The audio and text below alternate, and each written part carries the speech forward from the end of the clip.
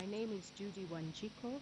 I am the daughter of the late President Mwai Kibaki, and I wish to make this tribute to a very special man, my father. Mr. Mwai Kibaki was known by many names.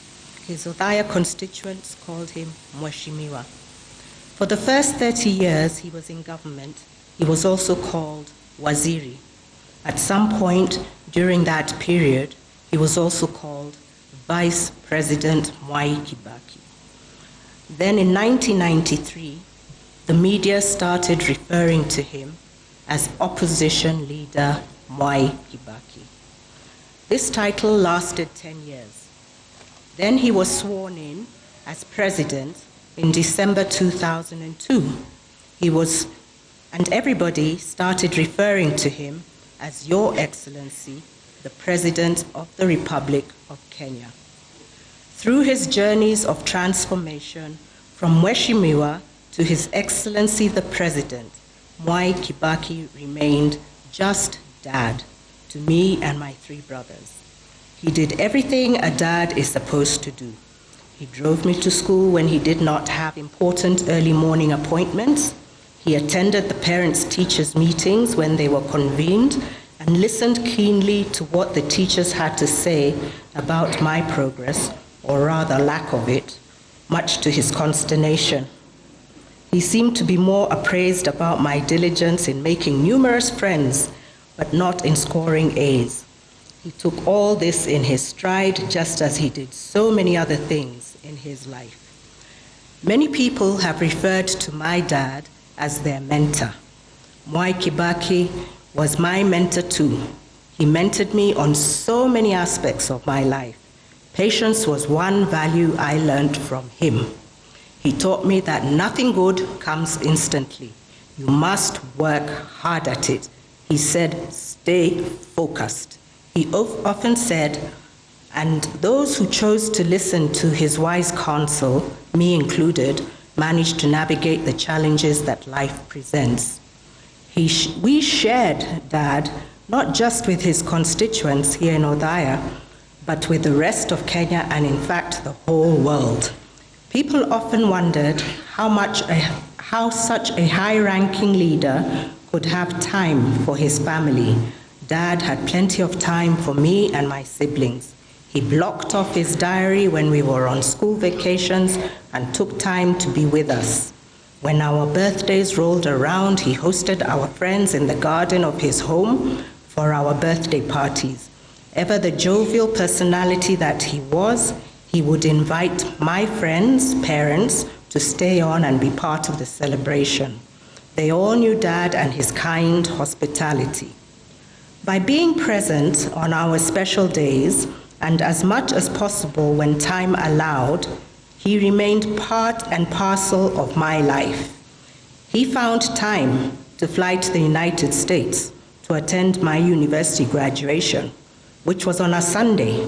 He flew out of the US the same night, was back in Nairobi on Monday night, and was able to participate in his then political party's election on Wednesday morning. It was a KANU election at that time. It was a balancing act all his life, and he managed it well. You gave me sufficient time, Dad. Dad gave me time, so I also dedicated a lot of time to him too. Just as he supported me through my formative years when I was through with education, I spent a considerable amount of time supporting him in the development of his assets, something which I enjoy doing even today. This has been a lesson on give and take.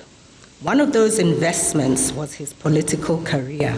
I can honestly say that Dad's political victories were hard-won battles. I was in the thick of his 4 presidential campaigns. They were not easy, but my siblings and I came to know many people and we made many friends. These were true lessons on resilience. Dad's public life was his.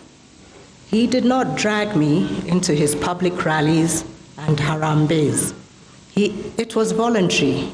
Dad was a Democrat even in his own home. He knew I had other interests I wished to pursue, and he encouraged me to do so.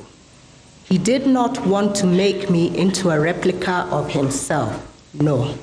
Dad wanted me to grow into a well-educated, focused individual with a strong character and a unique, defined personality. This is what he dreamt and hoped for every Kenyan. So he worked at it all his life because he sincerely believed that a nation of well-developed individuals would surely prosper to great heights. This was Dad's vision. My father was a great man, yes. He also had fine human qualities. He was kind and very generous. He dedicated his life to the service of Kenya. He served Kenyans with humbleness and humility. He participated in 10 general elections over a span of 50 years. Each time, going back to request his constituents to re-elect him as Member of Parliament to enable him to continue serving them. Each time, they did re-elect Dad because they believed him and he lived up to his promises. I can say there are many lessons that can be learned from my dad's life. One of the more important ones is that victory can be gained peacefully. Dad was peaceful at home and in his work. Your work has been diligently done, Dad. You carried yourself with so much dignity. I am at peace. Rest in peace, Dad. I will always love you.